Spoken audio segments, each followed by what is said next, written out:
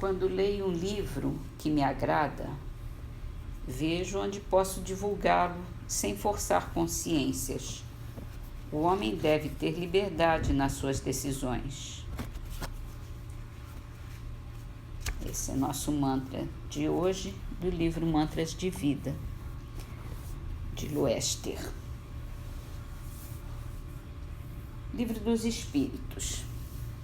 Como podemos julgar da liberdade do espírito durante o sono? Pelos sonhos. Quando o corpo repousa, acredita-o, tem o espírito mais faculdades do que no estado de vigília. Lembra-se do passado e algumas vezes prevê o futuro. Adquire maior potencialidade e pode se pôr em comunicação com os demais espíritos, quer deste mundo, quer do outro.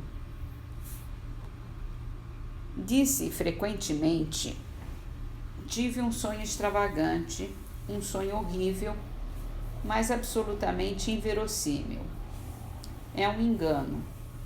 A miúde é uma recordação dos lugares e das coisas que viu ou que verá em outra existência ou em outra ocasião.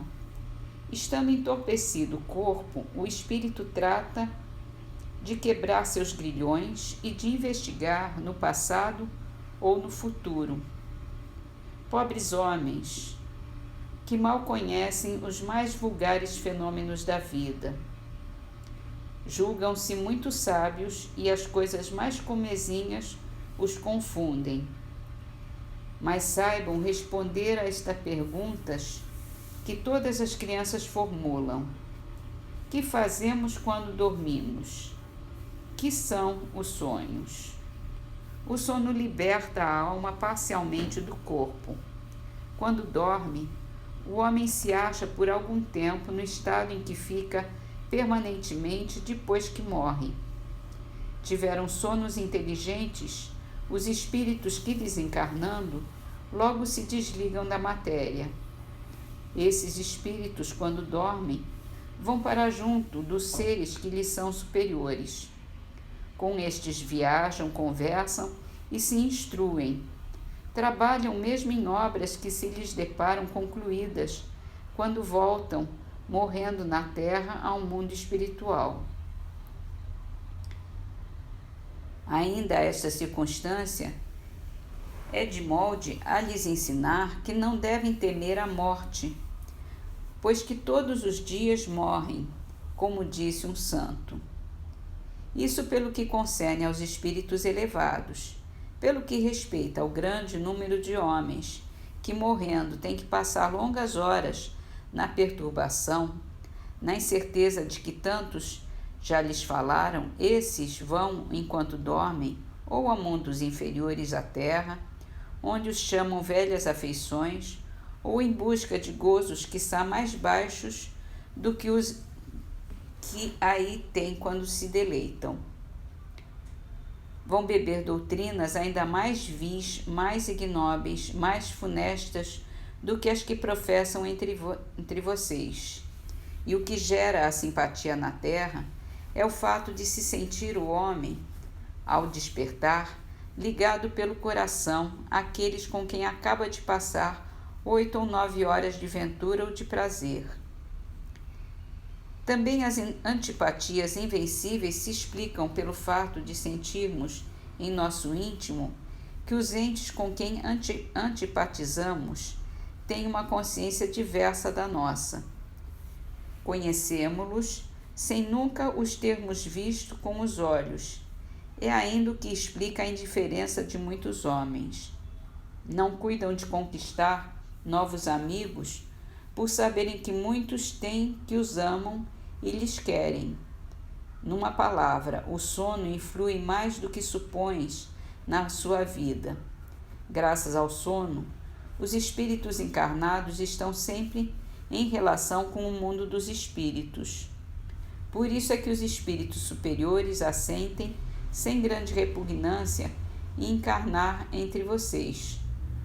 Quis Deus que, tendo de estar em contato com o vício, pudessem eles ir retemperar-se na fonte do bem, a fim de igualmente não falirem, quando se propõem a instruir os outros. O sono é a porta que Deus lhes abriu, para que possam ir ter com seus amigos do céu. É o recreio depois do trabalho, enquanto esperam a grande libertação, a libertação final, que os restituirá ao meio que lhes é próprio. O sonho é a lembrança de que o espírito viu durante o sono. Notem, porém, que nem sempre sonham. O que quer isso dizer? Que nem sempre lembramos do que vimos ou de tudo que havíamos visto enquanto dormíamos.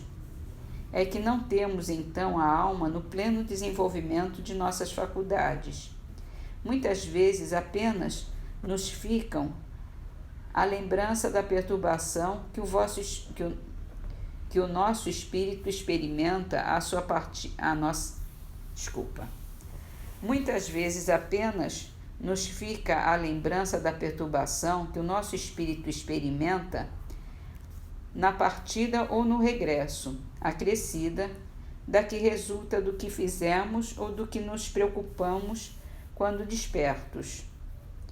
A não ser assim, como explicaríamos os sonhos absurdos que tanto os sábios quanto as mais humildes e simples criaturas têm? Acontecem também que os maus espíritos se aproveitam dos sonhos para atormentar as almas fracas e pusilânimes. Em suma, dentro em pouco, vulgarizar-se-á outra espécie de sonhos, conquanto tão antiga como a que vimos falando, nós a desconhecemos. Refiro o espírito, que está mandando a mensagem, refere-se aos sonhos de Joana, ao de Jacó, aos dos profetas judeus e ao de alguns adivinhos indianos. São recordações guardadas por almas que se desprendem quase inteiramente do corpo. Recordações dessa segunda vida, a que ainda há pouco aludíamos. Tratem de distinguir essas duas espécies de sonhos nos sonhos que vocês se lembram. Do contrário, cairão em contradições e em erros funestos à sua fé. Os sonhos são efeito da emancipação da alma, que mais independente se torna pela suspensão da vida ativa e da relação. Daí uma espécie de clarividência indefinida que se alonga até aos mais afastados lugares e até mesmo a outros mundos. Daí também a lembrança que traz à memória acontecimentos da precedente existência ou de existências anteriores. As imagens singulares do que se passa ou se passou em mundos desconhecidos, entremeados de coisas do mundo atual, é que formam esses conjuntos estranhos e confusos que nenhum sentido ou ligação parecem ter.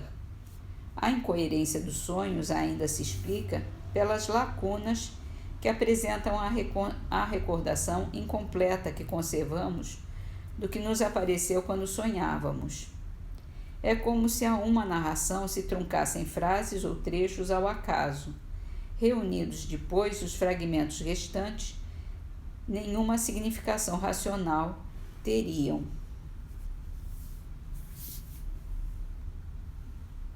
E terminamos com a poesia de Edmundo Xavier de Barros, chama-se Diante da Terra. Fugindo embora a paz de eternos dons divinos, sem furtar-se, porém, a luta que aprimora, o homem é o semeador dos seus próprios destinos, ave triste da noite esquivando-se à aurora. Em derredor da terra, estrelas cantam hinos, glorificando a luz onde a verdade mora. Mas no plano da carne, os impulsos tigrinos fazem a ostentação da miséria que chora. Necessário vencer nos vórtices medonhos, santificar a dor, as lágrimas e os sonhos, do inferno, atravessar o abismo ígneo e fundo, para ver a extensão da noite estranha e densa que os servos da maldade e os filhos da descrença estenderam, sem Deus, sobre a fronte do mundo.